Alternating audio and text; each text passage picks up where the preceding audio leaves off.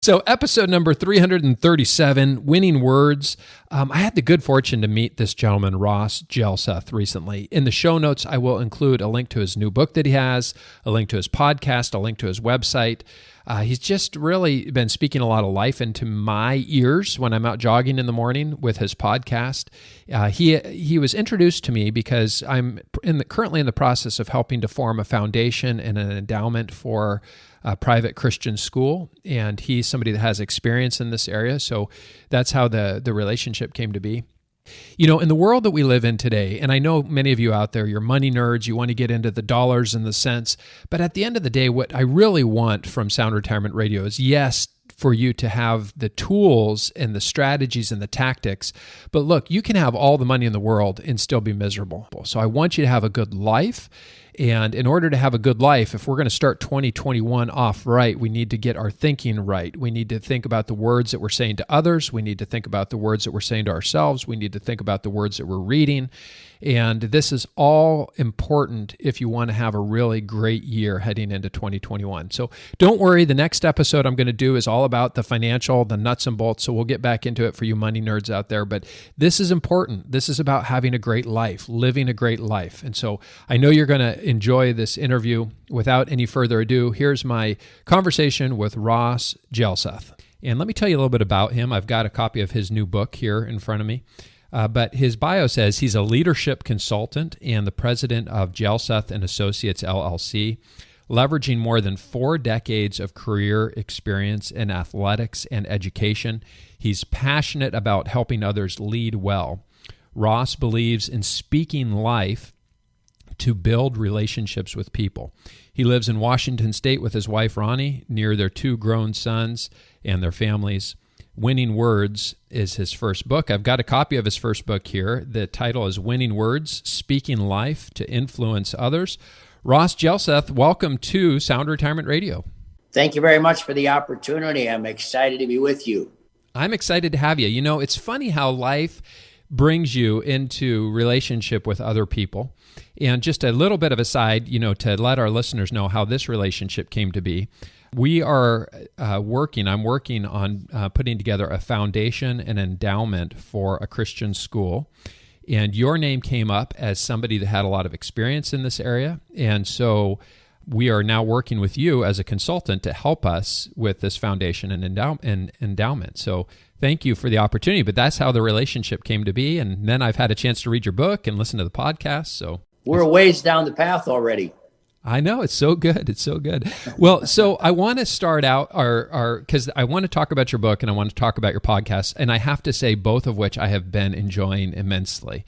I want to take you to, because I heard you tell the story about being diagnosed with cancer and how that has just like propelled you, rocketed you forward with some of these things that you've wanted to accomplish. So take us to that moment. You were diagnosed with cancer.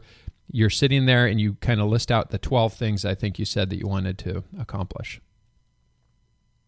Yes. And the diagnosis of cancer led us onto a journey of 3 surgeries, the most significant which was a tumor in my kidney. And after that surgery, God blessed it in that it was a significant surgery, but the cancer tumor in the kidney was able to be taken out, and I did not have to have radiation or chemo. So it was a self-contained tumor, so to speak. But as a result of that, I had 2 weeks at home to recover.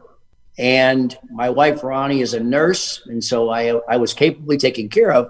But part of that 2 weeks, in 65 years, I had never had 2 weeks of that much quiet time, so to speak. So I began thinking and praying about, you know, once you've had the surgery, you really don't know for sure what the next steps are going to be, what the path's going to consist of. So I spent time in prayer and thinking through, it was during that time that I came up with 12 goals that I, given the amount of time, that I would have left, unpredictable in that regard, 12 things that I would like to accomplish. And then I put a time frame to some of them within a year, 2 years, 3 years. 5. One of those 12 was to write a book.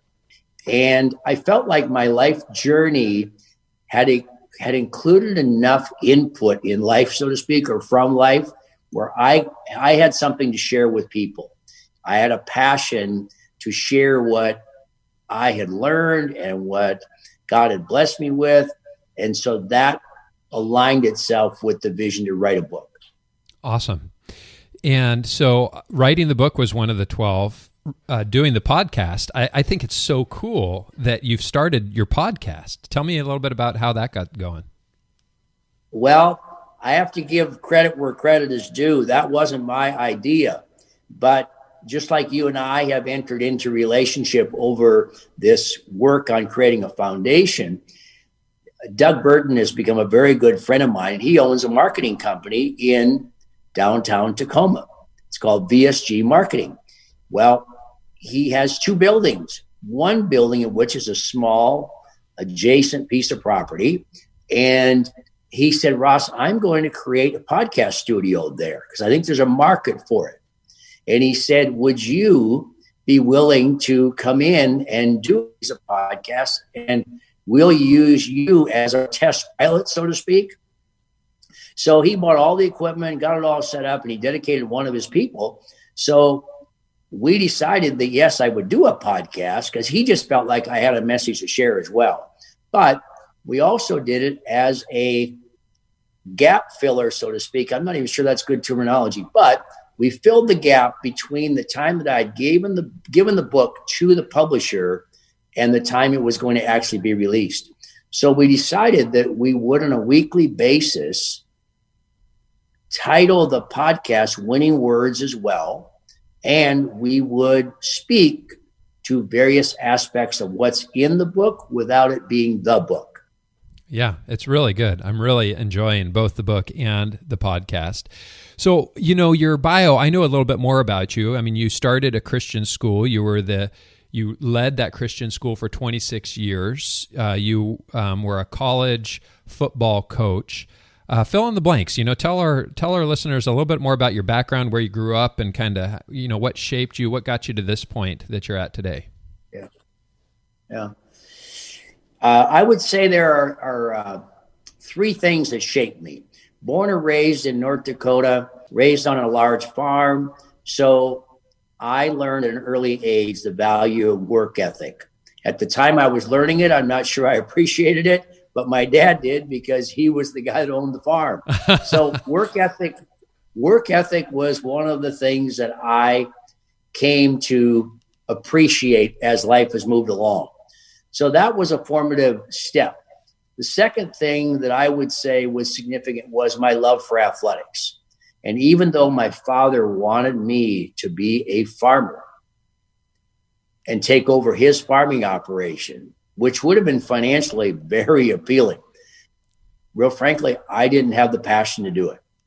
My life was in athletics. I loved athletics. I wanted to be a coach. So my junior year of college, my dad was adamant that I go to college. But I think his dream was when college was over and Ross had his degree, he'd come back home, take over the farm. But my junior year in college, my dad sat me down one weekend when I came home and he said, Ross, I really don't think you want to farm, do you? And I said, Dad, I really don't.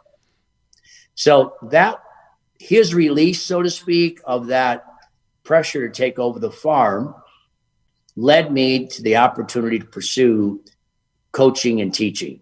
And I was wise enough at the time of 23 years old to know that in order to get a good coaching job, you also had a teaching job, because in most schools, coaches in the 1970s were a part of the school faculty. Plus, teaching paid a lot more than coaching. So anyway, even though teaching doesn't pay a lot, in that regard, that helped me launch my coaching career. And so I spent 3 years as a high school coach in North Dakota, and then I was fortunate enough to get a graduate assistantship, which my next goal was to become a college coach. 9 years at North Dakota State University, played for and the national championship several times, won it once. And then I got the itch to be a head coach at the college level. And that led us to the University of Puget Sound in Tacoma in 1985.